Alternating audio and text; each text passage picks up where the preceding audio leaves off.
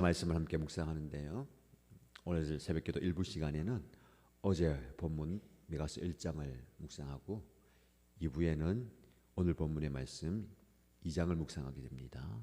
1부에 함께 하신 분들은 오늘 저와 함께 말씀을 나누고 또 오말무 유튜브 영상을 통해서 2장 말씀도 함께 들으시면서 맥을 이어가시면 되겠습니다. 미가서는 사실 읽기에 그리 편안한 본문은 아닐 겁니다. 시작부터 하나님의 무서운 심판 그리고 죄에 대한 지적이 쏟아지기 때문입니다. 하지만 사랑하는 자녀가 잘못된 길로 갈 때에 매를 들어서라도 그 길을 멈추게 하려는 부모의 심정으로 이 본문을 대한다면 이 무서운 경고 속에서 하나님의 절절한 사랑을 발견할 수가 있을 겁니다. 오늘 말씀의 제목이 죄를 밝히시는 하나님입니다. 하나님께서 왜 우리의 죄를 낱낱이 밝히시는지 그 아픈 과정을 통해서 우리에게 주시고자 하는 은혜가 무엇인지를 살펴보겠습니다. 1절에서 5절 말씀을 보시면 성전에서 나오시는 하나님을 보게 됩니다.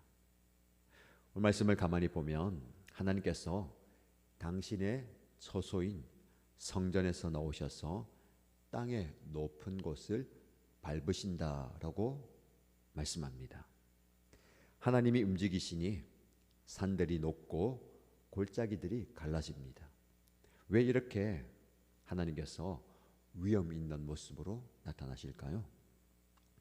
2절 말씀을 보면 민족아 너희는 모두 들어라. 땅과 거기에 있는 만물들아 귀를 기울여라. 주 하나님이 너희의 죄를 밝히신다. 주님께서 하늘의 성전에서 말씀하신다 라고 합니다.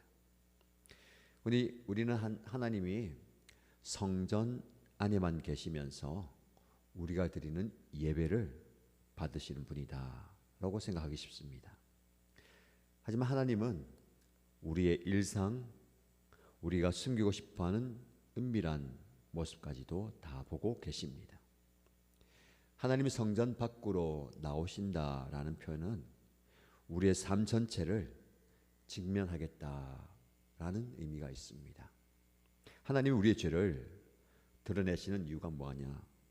우리를 망가뜨리려는 것이 아닙니다. 어두운 방에 우리가 들어갈 때에 불을 밝혀야 사물을 분별할 수 있고 또 먼지가 보입니다. 우리 영혼의 먼지를 털어내기 위해서 우리를 다시 깨끗하게 하시고 회복시켜 주시기 위한 사랑의 시작이 바로 그 모습입니다. 하나님께서 우리의 연약함과 우리의 허물을 들추어내어서 정죄하고 판단하고 심판하는 목적이 아니라 우리를 깨끗게 만들고 회복시키시고 하나님의 자녀로 다시 한번 온전히 서게 하기 위함임을 믿으시기 바랍니다. 자, 이 말씀에 근거해서 여러분들에게 적용 질문을 드립니다. 나는 내 삶의 은밀한 영역 중 하나님만이 불을 환하게 켜서 밝히실 때에 가장 부끄럽거나 두려운 부분 어디입니까? 하나님이 그것을 보시는 이유가 나를 심판하시기 위해서가 아니라 고치기 위함임을 알고 계십니까? 이 질문 앞에 여러분 한번 스스로 답하시고 하나님의 은혜를 구하시기 바랍니다. 5절에서 7절 말씀 보시면 죄의 근원지를 지목하시는 하나님을 보게 됩니다. 하나님은 죄를 지적하실 때에 아주 구체적으로 말씀하시죠. 5절을 보면 이 모든 일이 일어나는 것은 야곱의 죄 때문이며 이스라엘 집의 범죄 때문이다. 야곱의 죄가 무엇이냐? 사마리아가 아니더냐? 유다의 산당이 무엇이냐? 예루살렘이 아니더냐? 라고 말씀합니다. 사마리아와 예루살렘은 당시 북이스라엘 그리고 남유다의 수도입니다. 가장 거룩해야 할 곳, 가장 중심이 되어야 할 곳이 죄의 근원이 되었다라는 겁니다. 사마리아는 우상 숭배의 소굴이 되었고 예루살렘은 형식적인 종교 행위만 남아있는 곳이 되어버렸습니다. 하나님은 이렇게 겉모습이 화려한 성이나 높이 쌓아 올린 산당을 보시는 것이 아니라 그 중심이 누구를 향하고 있는가를 보십니다. 우리의 예배 행위와 신앙의 겉모습, 형식을 쌓는 것이 아니라 우리의 마음 중심이 하나님 보시기에 합당한,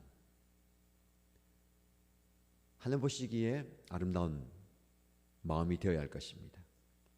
하나님이 우리의 사마리아와 예루살렘을 지목하실 때에 우리는 변명하기보다는 우리 마음 중심이 하나님으로부터 얼마나 멀어져 있는지를 정직하게 인정해야 됩니다. 우리의 자존심이나 세상적인 성공, 우리의 욕망과 우리의 기대와 원하는 것, 혹시 그것이 하나님보다 높아진 산당이 아닌지 돌아보아야 할 것입니다. 여러분에게 이런 영적 적용 질문을 드려봅니다.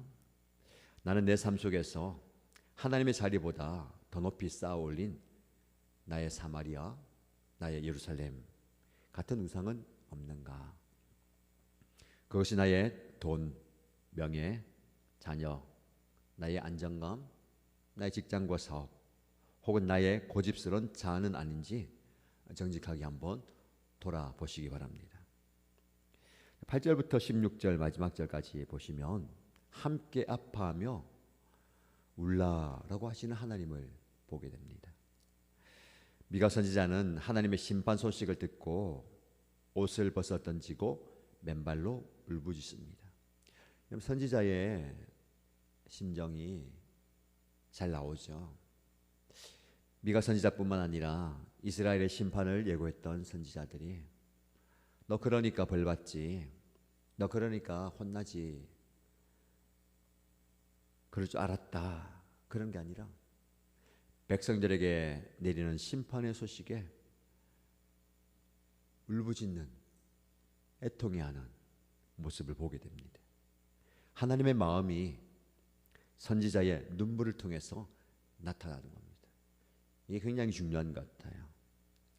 하나님이 죄를 심판하시면서 기뻐하는 분이 아니십니다.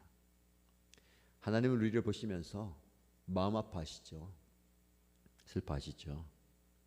그 마음이 우리에게 전달됩니다.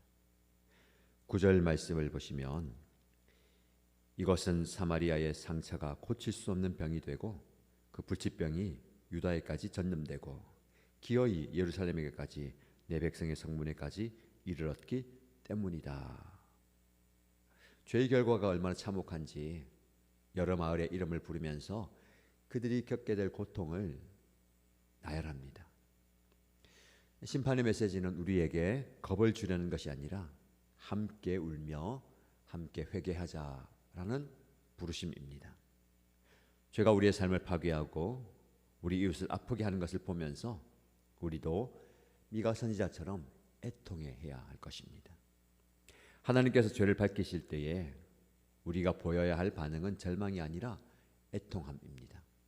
그 애통함이 있어야 비로소 하나님의 긍휼이 우리의 삶에 임하기 때문입니다. 하나님은 우리가 죄의 심각성을 깨닫고 다시 그분의 품으로 돌아오기를 눈물로 기다리고 계십니다. 이 말씀을 통해서 우리의 삶에 적용할 수 있는 질문을 드려봅니다. 나는 죄에 대해서 무감각해져 있지 않는가? 내 죄로 인해서 혹은 이 땅의 죄악으로 인해서 하나님의 마음이 얼마나 아프실지 생각하면서 미가 선지자처럼 함께 울어본 기억이 있는가? 함께 울고 있는가를 한번 묵상해 보시기 바랍니다. 사랑하는 여러분, 죄를 밝히시는 하나님은 우리를 사랑하시는 하나님이십니다. 질병의 근원을 발견해야 수술을 할 수 있잖아요. 어디가 어떻게 아픈지, 무엇이 문제인지 죄를 드러내어야 회복이 시작됩니다. 오늘 미가 선지자의 외침을 통해서 우리 안에 숨겨진 우상을 찾아내고 하나님 앞에 정직하게 나아가십시다. 우리가 죄를 인정하고 주님 앞에 울면서 나아갈 때에 하나님은 우리를 심판의 표 속에 두지 않으시고 새로운 소망으로 다시 세워 주실 것입니다. 우리 미가서 말씀을 묵상하면서 하나님의 마음을 깨닫게 됩니다. 그 애통해하는 마음을 가지고 하나님의 마음이 예수님을 통해서 우리에게 전달됩니다.